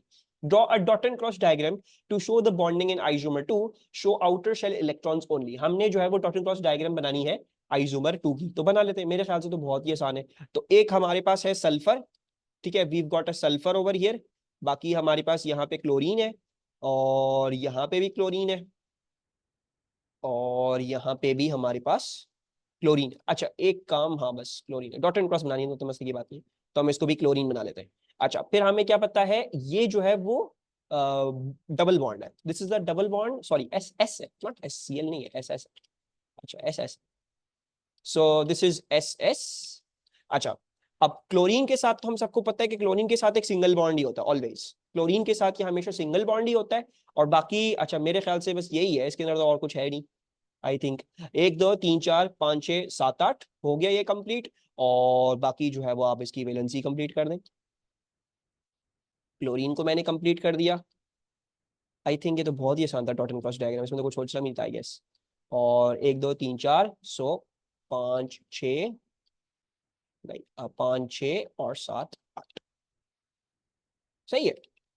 Any confusion in this dot and cross diagram? मुझे लगा था कुछ ऐसा कुछ रेवोल्यूशनरी सवाल होगा, लेकिन इसमें तो कुछ भी नहीं था। सल्फर की वैलेंसी कंप्लीट हो गई है। 1 2 3 4 5 6 7 8। पी क्रॉस एंड डॉट्स नहीं बनाएंगे, सिर्फ आउटलाइन पे क्रॉस एंड डॉट्स नहीं बनाएंगे। मरियम आउटलाइन भी बना सकते हो और इनसाइड भी बना सकते हो, उसका मसला नहीं होता इतना, ठीक है। अच्छा like this circles, if we don't draw the structures that would be okay, no Moiz you have to draw the circles, ठीक है, तुम्हें सर्कल्स बनाने पड़ेंगे। अच्छा मैं कुछ मिस आउट तो नहीं कर रहा? सल्फर के अंदर 6 वैलेंस इलेक्ट्रॉन्स हैं, तो 1 2 3 4 यहाँ लग गए, 1 2 3 4 1 2 3 4 5 6 1 2 3 4 5 6। सल्फर के 6 इलेक्ट्रॉन है ना, तो बना तो दिया मैंने सल्फर के 6 इलेक्ट्रॉन। कुछ गलत तो नहीं किया मैंने इधर? आंसर डिफरेंट क्यों है लिखा हुआ? 1 2 1 2 3, अच्छा सल्फर के 6 इलेक्ट्रॉन है, ठीक है हाँ, ये 2 कम है ना यहाँ पे सल्फर के, हाँ तो 1 electron over here, 1 electron over here, 1 electron over here, 1 over here. तो सल्फर के 4 हैं, बाकी 2 जो है वो भी हम ये बना देते हैं, 2 electron sulphur are over here. So उसके पास अभी एक लोन पेयर है, ठीक है। सल्फर के 6 वैलेंस इलेक्ट्रॉन्स हैं, सो 1 2 3 4 5 6, ये सल्फर के क्रॉसेस के सारे 6 हो गए, 2 इसने दिए। 1 2 3 4 5 6, ये 6 हो गए, बाकी सब इसकी उसने कंप्लीट किया हुआ है। अच्छा दूसरी बात ये है, ये याद रखना, अब ये कंफ्यूज नहीं होना कि सल्फर ने 1 2 3 4 5 6 7 8 9 10, सल्फर के पास 10 इलेक्ट्रॉन्स क्या कर रहे हैं, ठीक है। This is something that is documented in your course, और आपको ये पता होना चाहिए कि sulphur and phosphorus can hold more electrons by accepting E minus into empty d orbitals, ठीक है। ये बात याद रखना, you have to make sure of this. Sulphur और फास्फोरस के, हाँ उनके एक्सपैंडेड ऑक्टेट्स होते हैं, इनके अंदर सल्फर और फास्फोरस में 10 12 13 14 बहुत सारे इलेक्ट्रॉन्स और मजीद भी आ सकते हैं, 8 सिर्फ जरूरी नहीं है सिर्फ 8 हो, ठीक है, बिकॉज इनके पास एम्प्टी डी ऑर्बिटल्स होते हैं, तो उसमें एक्सेप्ट कर लेते हैं electrons. So don't get worried, आपने जैसा आपको बनाया हुआ था, आपने रॉड क्रॉस डायग्राम कंप्लीट करी। सल्फर के पास 6 वैलेंस इलेक्ट्रॉन्स थे, 1 2 3 4 5 6, तो आपके पास सल्फर के 6 वैलेंस इलेक्ट्रॉन्स कंप्लीट आपने इधर दिखाने निकाले, ठीक है। मूविंग ऑनवर्ड्स, अब आ जाते हैं ऑर्गेनिक केमिस्ट्री पे। Organic compounds can be distinguished using chemical tests. Table 4.1 shows 4 pairs of compounds, ठीक है। ऑर्गेनिक कंपाउंड्स, और हमें क्या करना है, identify a reagent that could distinguish between the compounds in each pair, give the positive result of the chemical test and identify which compound shows this result. तो इसके similar मैं क्वेश्चन मैं आपको ऑलरेडी करवा चुका हूं। बोल रहे हैं इनको डिस्टिंग्विश करने के लिए एक रिएजेंट बता दें और पॉजिटिव टेस्ट बता दें वो किसके साथ होगा और कैसा होगा, ठीक है। सो लेट्स सी, A1 और A2, इन दोनों के बीच में डिफरेंशिएट करने के लिए which reagent would be suitable, which reagent should be used। दूसरी बात ये कि reagent अब हो सकता है बहुत सारे reagents पॉसिबल हो, तो you have to choose whatever you remember best and whatever you know that the positive result इसका होगा और मैं देख सकूंगा इसका, ठीक है। कभी कभार कुछ ऐसे भी reagents होते हैं जो रिएक्ट कर जाते हैं कि इनकी कोई ऑब्जर्वेशन नहीं होती, तो वो वाले नहीं लिखेंगे हम इस केस में, सही है। अच्छा so Ruvefa is saying use PCl5, PCl5 की ऑब्जर्वेशन क्या होगी, या सोडियम इस्तेमाल कर लें। वेरी गुड रुबैफा, K2Cr2O7 भी हो गया, वेरी गुड। सो सबसे पहले तो आपने ये आइडेंटिफाई करना है कि भाई यहाँ पे है कौन सा group, this is an ester group, और ये क्या है, this is a 2 degree alcohol, है ना। ये 2 डिग्री अल्कोहल है, वो एस्टर ग्रुप है। ठीक है, अब 2 डिग्री अल्कोहल के लिए अब क्या क्या इसमें क्या क्या लिख सकते हैं हम? एक रोवेफा ने बताया सर सोडियम इस्तेमाल कर लें, it's a very good reagent. Sodium reacts with alcohol produces effervescence of H2 gas, we know that, that's a very good reagent. दूसरी बात ये रोवेफा ने बताया सर PCl5 इस्तेमाल करें। PCl5 के साथ भी आपकी वेरिड ऑब्जर्वेशन क्या होती है? Fume, steamy fumes of HCl are observed, वो भी आपके पास होती है। ठीक है, या steamy fumes of HCl are observed. लेकिन मेरे हिसाब से वन ऑफ द मोस्ट क्या कहते हैं best ones in this case would be, जो सबको ही समझ में आएगा, K2Cr2O7। ठीक है, K2Cr2O7 सिर्फ अल्कोहल्स को ऑक्सीडाइज करता है, और हम यहाँ पे लिखेंगे कि solution turns from orange to green with A2। ठीक है, solution turns from orange to green होता है ना, yes, solution turns from orange to green. Iodine से रिएक्ट कर सकते हैं सेकेंडरी अल्कोहल को। Iodine, Abdulrahman are you saying alkaline aqueous iodine? Iodoform reaction बोल रहा है मुझे। अच्छा, आयोडोफॉर्म रिएक्शन के लिए मेरा बच्चा उसके लिए याद रखना अब्दुलरहमान कि यहाँ पे एक ग्रुप जो था ना वो CH3 होना चाहिए था। मतलब देख रहे हो, तुम देख रहे हो यहाँ पे भी इथाइल ग्रुप है, यहाँ पे भी इथाइल ग्रुप है, बिकॉज ये सेकेंडरी अल्कोहल तो है लेकिन सेकेंडरी मिथाइल अल्कोहल नहीं है। यहाँ पे एक ब्रांच जो होनी चाहिए वो CH3 होनी चाहिए। उस केस में तुम लिख सकते थे आयोडोफॉर्म, यहाँ पे नहीं लिख सकते। This is not a 2 degree methyl alcohol. ठीक है, समझ में आया? ओके अच्छा, मूविंग ऑनवर्ड्स, अब नेक्स्ट क्या है हमारे पास? We have got B1 and B2। सबसे पहले सबसे अच्छा आपके पास कौन सा होता है? Identify the groups. तो ग्रुप आपको यहाँ पे कौन सा है? You can see that this is a ketone and this is also once again an ester. अब आप कौन सा देख सकते हो? कीटोन के साथ तो बहुत सारे हैं विच रिएक्ट। ठीक है, you know that there is a 2,4-DNPH। ठीक है, इसके अलावा आप इस केस में देख रहे हो मिथाइल कीटोन है, देखो अब्दुलरहमान इस केस में मिथाइल कीटोन है, तो तुम एल्कलाइन एक्वियस आयोडीन भी लिख सकते हो इस केस में। ठीक है, 2,4-DNPH की ऑब्जर्वेशन क्या होती है मेरे बच्चों? What is the observation with 2,4-DNPH? Yellow precipitate या orange precipitate, both words are correct. Yellow precipitate with B1। ठीक है, अच्छा, किसी बच्चे ने मुझसे पूछा था सर अगर मैं एस्टर के लिए डाइल्यूट H2SO4 लिख दूं, you are correct, dilute H2SO4 ही रिएक्ट करेगा विद एस्टर्स को हाइड्रोलाइज करेगा। ठीक है, for example in this case. लेकिन मसला क्या है, उसकी कोई ऑब्जर्वेशन नहीं होगी ना, आपको कुछ दिखेगा नहीं। तो ट्राई यही करना कि ऐसा रिएजेंट इस्तेमाल करो जिसमें बाकायदा क्लियरिटी नजर आए। अब जैसे इसमें हमें पता है अल्कोहल डिहाइड्रेट किया जा सकता है, तो आप ये लिख सकते हो कॉन्सेंट्रेट H2SO4, लेकिन once again there is no observation, there is no noticeable observation, तो then don't choose those answers. ठीक है, अच्छा, अब थोड़ा सा मैं आप लोगों को और एंगेज करूं। Before telling me the reagent that will be able to distinguish them, tell me the functional groups present in C1 and C2। C1 में कौन सा फंक्शन ग्रुप है और C2 में कौन सा फंक्शन ग्रुप है? सब बच्चे बताओ, थोड़ा सा एंगेज करो क्लास को, बहुत ही ड्राई सी लग रही है आज की क्लास। C1 में कौन सा है? C1 में अल्केन है ना? और C2 में क्या है? C2 में अल्कीन है, अल्कीन है, वेरी गुड। अच्छा जी, अब क्या चूज करें हम? What reagent should I choose?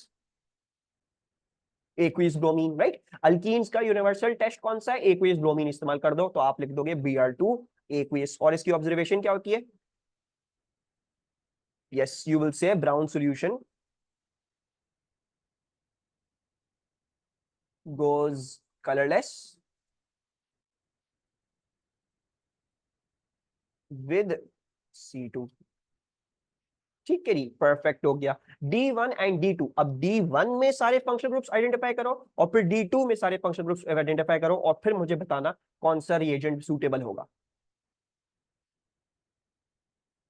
D1 में सारे अल्कोहल्स हैं। अच्छा, अगर मैं स्पेसिफिकली देखूं तो ये 2 डिग्री अल्कोहल है ना?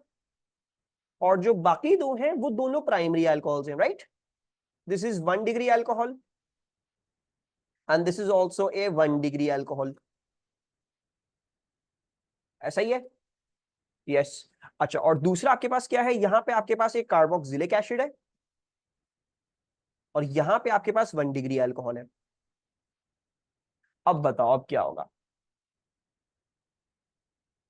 रोवेफा and Fiza have already told me not K2Cr2O7 Fiza. K2Cr2O7 1 degree alcohol दोनों जगह ऑक्सीडाइज करेगा, 2 डिग्री को ऑक्सीडाइज कर देगा, डिफरेंशिएट नहीं कर पाओगे।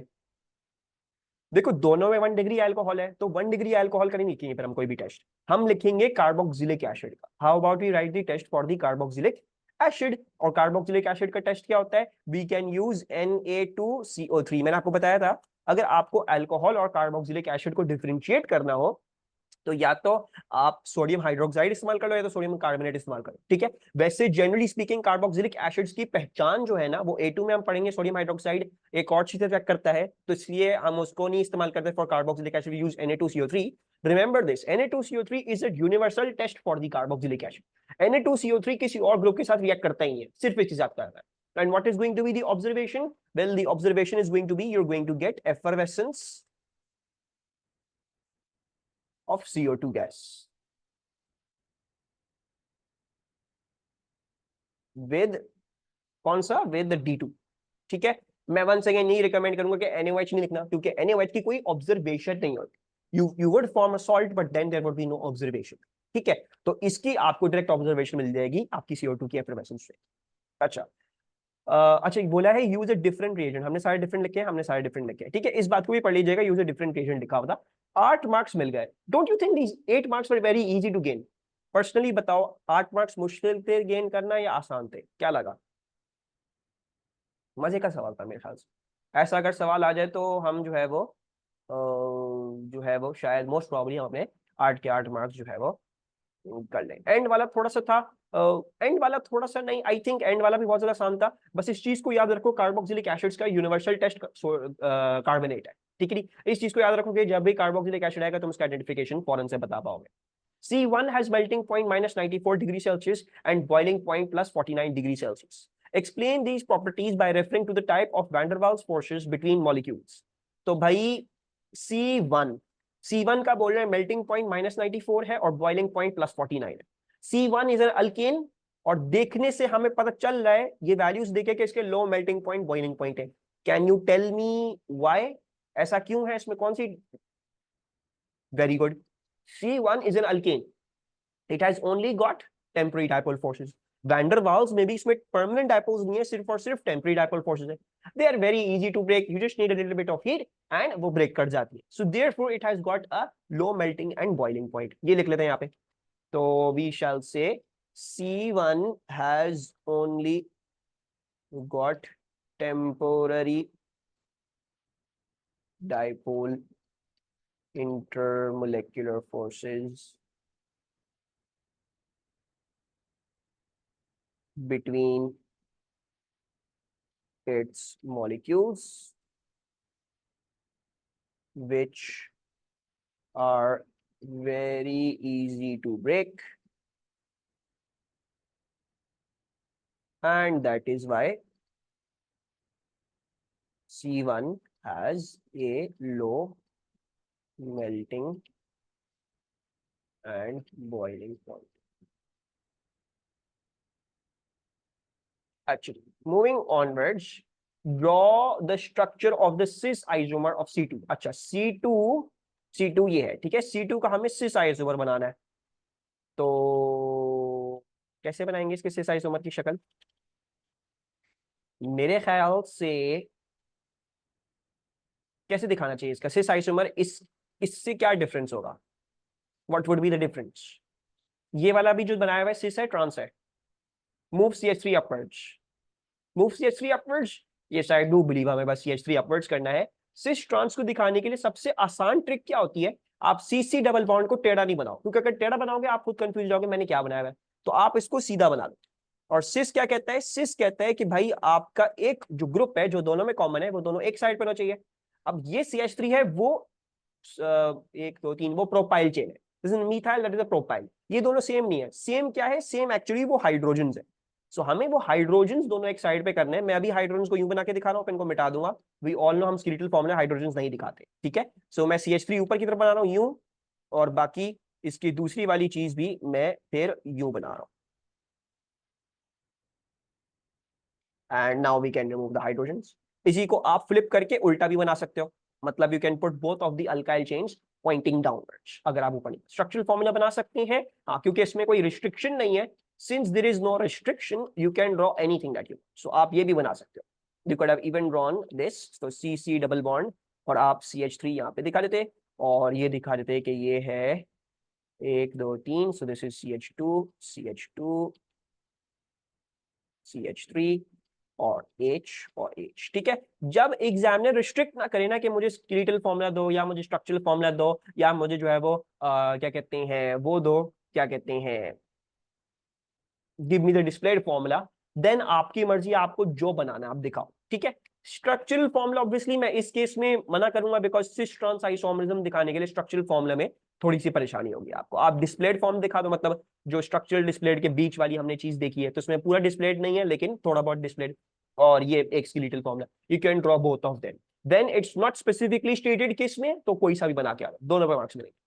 C2 forms a polymer when heated gently, ठीक है। C2 forms a polymer, identify the type of polymer that forms from C2, C2 में से कौन सा पॉलीमर फॉर्म होगा, very good, addition polymer form होगा। आपके कोर्स में है भी वैसे भी एक ही kind of polymerisation, addition polymerisation, तो हो गई addition polymer. And then they are asking you draw one repeat unit. अच्छा, अब मैं यही बना रहा हूं, I am not going to make this skeletal formula क्योंकि मुझे लग रहा है पर्सनली स्पीकिंग ये ज्यादा आसान है। तो कुछ भी नहीं करना, मुझे ये कॉपी करना है, यहाँ पे पेस्ट करना है, और जो है यहां से इसकी डंडी हटानी है और आगे पीछे दो डंडियां चला देनी, right. I believe one of the easiest organic chemistry के सवाल जो अब तक आए हो, जो मुझे लगा पर्सनली स्पीक, ठीक है। बहुत ही आसान क्वेश्चन था, इसमें कुछ भी नहीं सोचना था, ठीक है। अच्छा, मूविंग ऑनवर्ड्स, अच्छा ये क्वेश्चन मैं आपको ऑलरेडी करवा चुका हूं क्लास में, सो लेट्स गो थ्रू दिस जल्दी से ताकि हमारे एक रिवीजन भी हो जाए और हम फिर नेक्स्ट पेपर में जा सके। Lactones are cyclic esters, under suitable conditions lactones form from molecules that have both an alcohol and a carboxylic acid functional group, ठीक है। we did this in analytical chemistry. equation 1 shows an example of the formation of a lactone, ये है lactone क्या है, एक खुद के ऊपर साइक्लिक एस्टर है, ठीक है। we have discussed this, cyclic asters क्या होते हैं। Figure 4.5.1 shows the synthesis of lactone P from compound M, तो compound M से lactone P बनाया जाएगा, ठीक है। There is many intermediate steps, उनको डिस्कस करते हैं हम। तो M के साथ क्या किया है, सबसे पहले they have reacted M with hot concentrated acidified KMnO4 aqueous. What happens when you react M with hot concentrated acidified KMnO4? क्या चीज होगी? How do we describe that reaction?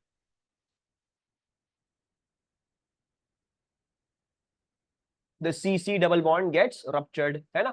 Alcohol नहीं, hot concentrated acidified KMnO4 when reacts with an alkene group it ruptures the double bond. अच्छा, अब हमने क्या करना है, हमने डबल बॉन्ड को रप्चर करना होगा और अब हमने प्रोडक्ट्स रिड्यूस करनी होती हैं। मैं दोबारा समझा रहा हूँ प्रोडक्ट्स कैसे रिड्यूस होती हैं, इसको समझ लो क्योंकि बहुत सारे बच्चों को कंफ्यूजन होती है और भूल भी गए हो, इसके नजर आ रहा है क्लास में जवाब नहीं दिया। सो 1 2 3, this carbon was originally a CH क्योंकि इसके पास 1 2 3 बॉन्ड्स थे, right. Since this was a CH वाला कार्बन जो है वो हमेशा कार्बोक्सिलिक एसिड में तब्दील होगा, ठीक है। जिस कार्बन का CH होगा ना वो हमेशा कार्बोक्सिलिक एसिड में तब्दील होगा। और ये कैसा था, दिस वाज 1 2 3 4, ये सिर्फ C था। जो कार्बन सिर्फ C होता है वो कीटोन में तब्दील होता है। और तीसरी चीज, जो कार्बन CH2 होता है वो कंप्लीटली ऑक्सीडाइज हो जाता है, CO2 प्लस H2 में तब्दील हो जाता है, ठीक है। Remember this thing as well, ये बातें बहुत इंपॉर्टेंट है, ठीक है। अल्कीन में से जाके रिवाइज कर लेना अगर ये याद ना हो। अच्छा, अब हमने क्या करना है, अब हमने इसको खोल के बनाना है।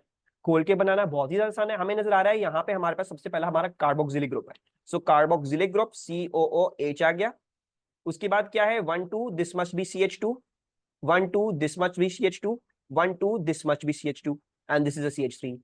तो क्या हो जाएगा, CH2 then CH2 then CH2 then it is C, ये कीटोन है और कीटोन के बाद CH3, यहां से डबल बॉन्ड रप्चर हो चुका है, ठीक है। That's no longer over here, so this is CH3। This I believe is the structure of N. Once again they did not specify what form, so I drew it in my form, जो मुझे convenient लगा, ठीक है। ये आ गया हमारे पास N। N is reduced by NaBH4 to form 5-hydroxyhexanoic acid, ठीक है। N लिया और N को reduce कर दिया to form 5-hydroxyhexanoic acid। NaBH4 किस चीज को रिड्यूस कर रहा है यहां से और किस चीज में तब्दील कर रहा है, कीटोन को रिड्यूस कर रहा है और उसको सेकेंडरी अल्कोहल में तब्दील कर रहा है, right. We can all see the ketone got reduced to a secondary alcohol. बोल रहे हैं construct an equation for the reaction 2 using molecular formulae, in the equation use H represent one atom of hydrogen from the reducing agent. बना देते हैं इसका जल्दी से, सबसे पहले तो हम मोलेक्युलर फॉर्मूला लिख लेते हैं। सो 1 2 3 4 5 6, सो C6 हाइड्रोजन कितने हैं, 1 3 5 7 10, सो C6H10 और ऑक्सीजन कितने हैं, ऑक्सीजन 2 है, ठीक है। अब आप क्या कर रहे हो, आप इसको रिड्यूस कर रहे हो जब हम इसको रिड्यूस कर रहे हैं तो क्या हो रहा है, तो ये इस चीज में तब्दील हो रहा है, द 5 हाइड्रोक्सी हेक्सेनोइक एसिड। ठीक है, मैं फॉर कन्वीनियंस 5 हाइड्रोक्सी हेक्सेनोइक एसिड का भी स्ट्रक्चर डिस्प्ले बना रहा हूं अपनी कन्वीनियंस के लिए, क्योंकि मुझे लग रहा है फिर हम मोलेकुलर फॉर्मूला आराम से डिड्यूस कर लेंगे। तो C double bond O, then this is CH2, then CH2, then CH2, then it's COH, and this is CH3, और ये हो गया CH। ठीक है, तो क्या हो जाएगा, 1 2 3 4 5 6, दिस इज 6 कार्बन्स। हाइड्रोजन्स कितने हो गए अब हाइड्रोजन्स हो गए हैं 1 3 5 7 8 9 and 12, so you got 12 hydrogens. Oxygens कितने हैं, ऑक्सीजन अभी भी 2 ही हैं, सो O2 हो गए। एंड और कोई चीज फॉर्म होगी, आई डोंट बिलीव और कोई चीज फॉर्म होगी। और बाकी जो है वो बैलेंसिंग करने के लिए यहाँ पे 2 हाइड्रोजन ज्यादा है, सो देयरफॉर 2H मुझे यहाँ पे करना पड़ेगा। इजी पीजी सिंपल क्वेश्चन, अगर हम तहम्मुल से आराम से करेंगे सवाल को। ठीक है, ऑक्सीजन 2 है 3 है, 1 2 3 1 2 3, गलत गिन रहा हूं मैं, कोई बता भी नहीं रहा सर, आप ऑक्सीजन भी नहीं गिनने आ रहे आपको सिर्फ। So it's C6H12O3 and C6H10O3। ठीक है, क्योंकि 3 ऑक्सीजन है, 3 oxygen. Reaction 2 is nucleophilic addition. Reaction 2 ये वाला NaBH4 is nucleophilic addition. Suggest why reaction 2 creates a mixture of 2 organic compounds. Can you suggest why this would create a mixture of 2 organic compounds? देखो इसके structure को भी देखो और इसके structure को भी देखो और फिर मुझे बताना, और मैं क्लास में एक्सप्लेन कर चुका ऑलरेडी ये वाला सवाल। हमने समझ लो ये आखिरी में जब हमने ऑर्गेनिक केमिस्ट्री कंप्लीट किया है, ये तब का सवाल है। racemic mixture है, very good Amna, it's a racemic mixture, ester cannot form, it's not an ester। देखो ये रिड्यूस हो रहा है तो ये चीज बन रही ना, it's reducing to form this thingy NaBH4 के अंदर। अब ये 2 ऑर्गेनिक कंपाउंड्स कैसे बन रहा है, how is it forming into 2 organic compounds? So you shall see कि ये 2 ऑर्गेनिक कंपाउंड इसलिए बन सकता है बिकॉज ये एक कायरल सेंटर है। सो ये हमारे पास क्या है, ये हमारे पास एक कायरल सेंटर है। ठीक है, और फिर अगर आपको याद हो मैंने स्पेसिफिकली इस रिएक्शन की आपसे बात करी है, न्यूक्लियोफिलिक एडिशन की। ठीक है, मैं दोबारा से रिवाइज करवा रहा हूं, मैंने एनालिटिकल केमिस्ट्री के एंड में भी दोबारा से दिखाई थी ये बात जो है इंपॉर्टेंट है। ठीक है, इसको समझ लो, हो सकता है पेपर में आ जाए। ठीक है, अच्छा अगर मैं न्यूक्लियोफिलिक एडिशन में वापस चलूं, यानी कार्बोनाइल्स में जहां पे हमने न्यूक्लियोफिलिक एडिशन डिस्कस करी है, तो मैंने आपको मैकेनिज्म जो करवाया है वो न्यूक्लियोफिलिक एडिशन करवाया है। ठीक है, इधर मैंने कुछ बात लिखी थी, इधर I wrote planar reactive site can be attacked from above or below। ये बात बहुत इंपॉर्टेंट है। Can you see that this is going to be trigonal planar structure? अगर हम फॉर एग्जांपल इथेनॉल की बात कर रहे हैं तो नजर आ रहा है कि इथेनॉल एक ट्राइगोनल प्लेनर स्ट्रक्चर है। Can everyone see this? It's a trigonal planar। ठीक है, ट्राइगोनल प्लेनर कैसा होगा, ट्राइगोनल प्लेनर ऐसी प्लेन में ये तीनों के तीनों अरेंज्ड होंगे। This is like a plane, ये प्लेन में इस तरीके से ये यहाँ पे मॉलिक्यूल एग्जिस्ट कर रहा है, इन दिस प्लेन मेरे हाथ की जो प्लेन है उसमें एग्जिस्ट कर रहा है। ठीक है, अब तुम्हारा जो ये साइनाइड है ये या तो नीचे से आके अटैक कर सकता है या तो ऊपर से आके अटैक कर सकता है, कोई इसको रोकने वाली चीज नहीं है। इसकी मर्जी आए, इसको ज्यादा आसानी पड़ी ये नीचे से आके अटैक करेगा, या उसको अच्छा लगा तो ये ऊपर से आके अटैक करेगा। तो इस केस में क्या हो सकता है, इस केस में एक पॉसिबिलिटी ऐसा है कि CN यहाँ पे आके जुड़े, और दूसरी पॉसिबिलिटी क्या है कि CN यहाँ पे आके जुड़े। And when this is going to happen, जब ये होगा आपके पास तो क्या होगा, आपके पास non superimposable mirror images बन सकती हैं। And therefore chirality is a possibility in nucleophilic addition, क्योंकि प्लेनर रिएक्टिव साइट को या तो ऊपर से या तो नीचे से आके अटैक किया जा सकता है, तो नॉन सुपर इम्पोजेबल इमेजेस बन सकती है। Right, so over here this becomes a chiral structure and this is a racemic mixture.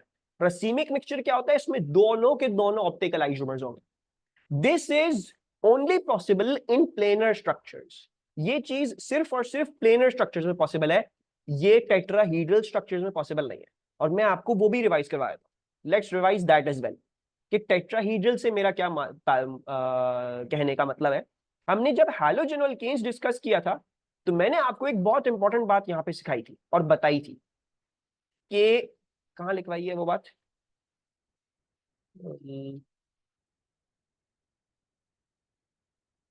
Here the OH minus acts as a nucleophile and uses its lone pair to attack the delta plus carbon atom from opposite the leaving group. ये बात भी बहुत important है। हम जब mechanism बनाते हैं अपना हैलोजन एल्केन्स में न्यूक्लियोफिलिक सब्स्टिट्यूशन का, ये आई होप सबको नजर आ रहा हो कि ये टेट्राहीड्रल स्ट्रक्चर है, right. The OH minus because it's a negative species, कि यहां से अप्रोच नहीं कर सकते, it can not approach from this side. क्यों? बिकॉज ब्रोमीन इसको रिपेल कर रहा है, ब्रोमीन भी इलेक्ट्रोनेगेटिव है, वो डेल्टा नेगेटिव चार्ज रखता है, तो वो OH माइनस को यहां से करीब नहीं आने देगा। It will not let OH minus come close from over here. तो OH माइनस को मजबूरन पीछे से घूम के आना पड़ेगा। OH minus can only attack from the back side, it can never attack from the front वाली साइड, ठीक है। सो दी OH minus is attacking from the back side. अब इसमें कोई पॉसिबिलिटी ऐसी नहीं है, मतलब इसमें यहाँ पे या यहाँ पे नहीं जुड़ सकता, इसमें इसको यहीं पे जुड़ना है और कहीं नहीं जुड़ सकता ये, बिकॉज इधर तो ब्रोमीन है, right. So in this case if you are using a single optical isomer, मतलब अगर आपने फॉर एग्जांपल क्या कहते हैं ब्रोमो इथेन का एक सिंगल ऑप्टिकल आइसोमर इस्तेमाल किया था टू स्टार्ट ऑफ विद, तो फिर इसका मतलब है कि आपको एंड में भी एक सिंगल ऑप्टिकल आइसोमर ही मिलेगा, आपको दो ऑप्टिकल आइसोमर्स नहीं मिलेंगे, आपको रसीमिक मिक्सचर नहीं मिलेगा, right. Where in the nucleophilic addition वाली केस, अगर आप एक सिंगल आइसोमर के साथ स्टार्ट करते भी हो रिएक्शन, तो एंड में आपको दोनों आइसोमर्स मिलेंगे, रसीमिक मिक्सचर मिलेगा। ये बात समझ में आई? रिकॉल हुआ ये? तो ये बहुत एक इंपॉर्टेंट चीज है, ठीक है, this is an important thing. A2 organic chemistry में तो उससे भी ज्यादा इंपॉर्टेंट है, क्योंकि जब आप ऑर्गेनिक सिंथेसिस पढ़ रहे होगे तो that's going to be much more tested over there. आपसे पूछा जाता है, बहुत दफा पूछा जाता है सवाल। जी रुपये पूछे। और जिस जिसको कोई कंफ्यूजन है तो मुझसे पूछ ले, मुझे अगर लगा अभी भी कंफ्यूज हो तो मैं उधर ही साथ पेपर के साथ ही कर देता हूँ, वहीं पेपर के। S1 मैकेनिज्म में रसीनिक मिक्सचर फॉर्म हो सकता है, नहीं फॉर्म हो सकता है। नो, जब आपके पास न्यूक्लियोफिलिक सब्स्टिट्यूशन है ना मेरा बच्चा, न्यूक्लियोफिलिक सब्स्टिट्यूशन में अगर आपने एक सिंगल आइसोमर इस्तेमाल किया है तो आपको एक सिंगल आइसोमर ही मिलेगा, आपको दो आइसोमर्स नहीं मिल सकते, because always this OH hash, अच्छा सॉरी, हाँ you're correct, sorry sorry my bad, SN1 में, in this case you're correct, SN1 में इसमें रसीविंग मिक्सचर फॉर्म हो सकता है, बिल्कुल सही बात है। इधर तो उसको अटैक करना पड़ रहा है पहले, तो that's why it's attacking from opposite leaving group. In this case वो अटैक नहीं करता पहले, वो अब पहले ब्रोमीन खुद टूट के निकल जाता है, तो स्ट्रक्चर क्या बन जाता है? स्ट्रक्चर बन जाता है planar, it becomes once again trigonal planar, and so therefore OH minus can once again attack from above और बिलो। तो SN1 मैकेनिज्म और न्यूक्लियोफिलिक एडिशन मैकेनिज्म में समझनी क्या है बात, जहां जहां आपके पास प्लेनर रिएक्टिव साइट आती है ना, वहां वहां रेसिमिक मिक्सचर बन सकता है। लेकिन जहां जहां आपके पास जो है वो ऑलरेडी एक टेट्राहीड्रल स्ट्रक्चर है, या उसके अलावा कोई और बड़ा स्ट्रक्चर है, और चीज को आके किसी स्पेसिफिक जगह से लगना पड़ रहा है, तो उस केस में ऑप्टिकल आइसोमरिज्म नहीं हो सकता। Rubaifa, your question was valid and the answer is yes, बिल्कुल सही सवाल पूछा तुमने, ये भी बहुत इंपॉर्टेंट चीज थी। If we had other group other than, तब भी नहीं बनेगा। व्हाट अनदर ग्रुप मतलब Amna, can you specify more? देखो न्यूक्लियोफिलिक सब्स्टिट्यूशन, सबसे पहले तो इस बात को याद रखो कि या तो अल्कोहल में होती है या तो हैलोजन एल्केन में होती है, ठीक है। तो एक ना एक ग्रुप हैलोजन या एक ना एक ग्रुप अल्कोहल तो होना जरूरी है ना। Yes you had 2H। आमना वही केस, अगर अगर मैं बात कर रहा हूं ऐसा मैकेनिज्म जिसमें SN2 हुआ, ठीक है जी, ऐसा मैकेनिज्म जिसमें SN2 हुआ, अगर तुम्हें पता है इसमें SN2 हो रहा है, तो उसमें OH को आके opposite the leaving group attack करना पड़ता है, right. It has always got to come from behind, वो इधर से नहीं आ सकता। लेकिन अगर फॉर एग्जाम्पल आमना तुम्हारे पास ज्यादा CH3 ग्रुप्स हैं, H ग्रुप्स नहीं है, तो वो फिर हमें पता है कि उसमें SN1 शुरू रहता है, तो फिर उसमें पहले वो एक प्लेनर रिएक्टिव साइट बनती है, and then OH can attack from above और बिलो। समझ रहे हो इस बात को?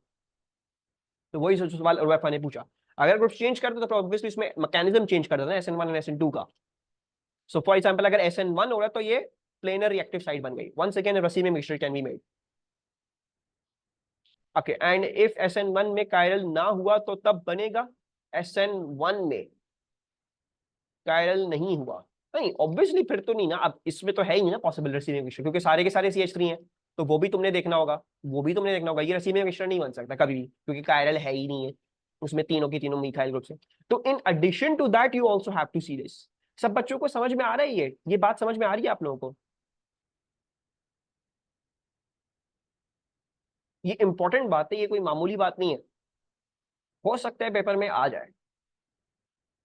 खोलें एक दफा CN वाला, खोलें CN वाला कार्बन डाइऑक्साइड। क्या हो गया भाई इतना चुप चुप? अब्दुल रहमान, अबीहा, अनम, डैरिन, फिजा, मरियम, अच्छा मरियम नहीं, मोइज, क्या हुआ, समझ आया नहीं आया? देखो I want this thing to be clear to you, तो बड़ा फिर मसला ना हो। अच्छा सो यू विल से, तो since the reactive site is planar, it can be attacked from above or below। बस सो जाया करो ना मेरे बच्चा, take some little bit rest भी, सिर्फ पासवर्ड नहीं करते रहो पूरा दिन। पर चलो गुड, इंशाल्लाह अल्लाह ताला तुम लोगों की मेहनतों को कबूल करेगा, and he will give you the best guides. अच्छा फिर क्या कह रहे हैं, draw lactone P the product of reaction 3। अच्छा अब मुझे जो है वो इसको एस्टराइज करना है, ठीक है, I have to esterify this, whatever this thing was, मुझे इसको एस्टराइज करना है। So let's copy, let's paste this, और लेट्स सी इसको अब हम एस्टराइज कैसे करेंगे।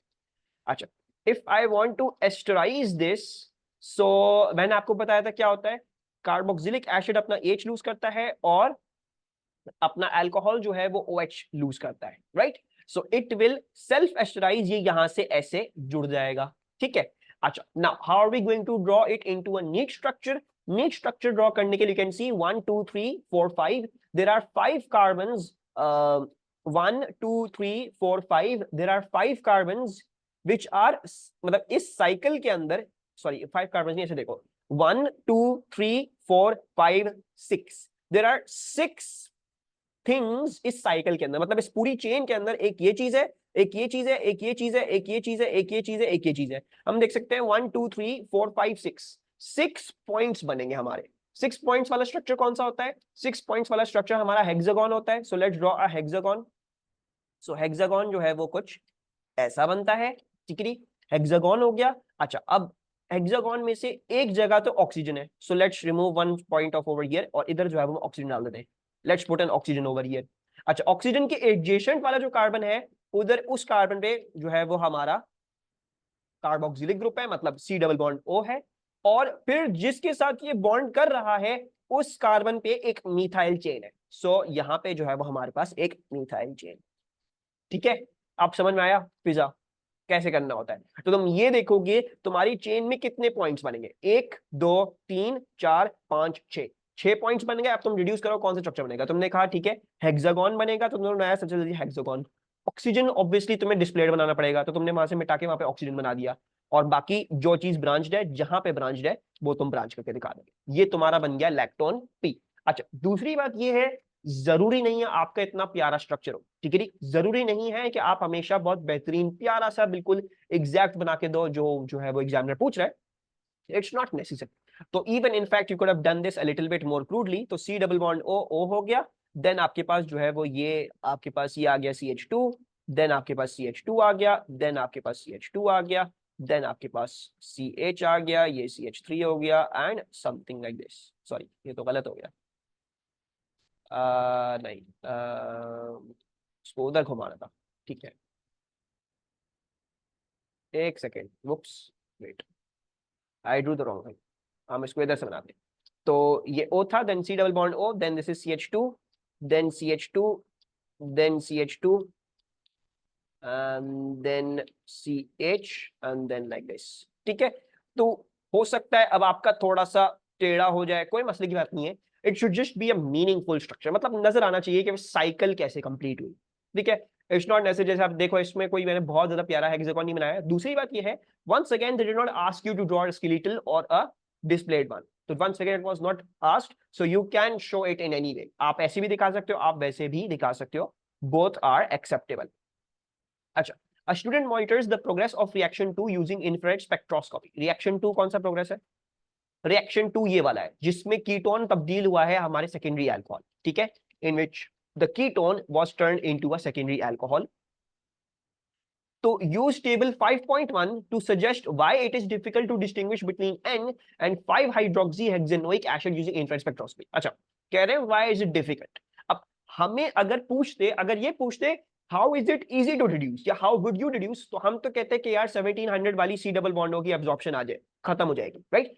इफ दिस हैड अ 1700 वाली, सॉरी नहीं मजाक कर रहा हूं, मजाक नहीं कर रहा, गलत बता रहा हूँ, इसमें तो है ना 1700 वाली और हमारे पास वो। तो you would have just said कि आप क्या कहते हैं, आप ये कहते हैं कि जो अल्कोहलिक एब्जॉर्प्शन है हमारी, जो मतलब OH वाली एब्जॉर्प्शन है, वो अल्कोहल की रेंज में एक्सटेंड कर जाएगी, क्योंकि पहले अल्कोहल वाली एब्जॉर्प्शन नहीं थी, कार्बोक्सिलिक वाले OH की एब्जॉर्प्शन है 2500 टू 3000, लेकिन 3000 टू 2500 वाली एब्जॉर्प्शन इसमें आएगी। तो अगर आपको दिया जाता और आपसे पूछ जाता भाई डिड्यूस करो, तो आपको डिड्यूस करना आना चाहिए। इस आंसर का मतलब ये नहीं होगा जो हम आंसर देखें, इसका मतलब ये नहीं कि डिड्यूस करा नहीं जा सकता, करा जा सकता है। वो ये पूछ रहे हैं why is it difficult to distinguish. तो आप ये लिखोगे कि it is difficult to distinguish because तकरीबन तकरीबन दोनों में सिमिलर ग्रुप्स ही है, एवरीथिंग इज सिमिलर, बस फर्क ये है कि यहाँ पे एक सेकेंडरी अल्कोहल है जिसकी एब्जॉर्प्शन 3500 पे दिखेगी, लेकिन कोई अगर किसी को नहीं पता होगा तो उसको अपैरेंट वो चेंज नजर नहीं आएगा। मतलब इसका जो मेनली जो इसका एब्जॉर्प्शन स्पेक्ट्रम होगा ना, वो कुछ ऐसा होगा, it's going to be something like this. ठीक है, वेयर दिस इज 1700 और ये जो है वो 2500 है और ये आपका 3000 है। ठीक है, ये किसका बनाया है मैंने, ये मैंने बनाया है n का। This would be for n, this would be your axis.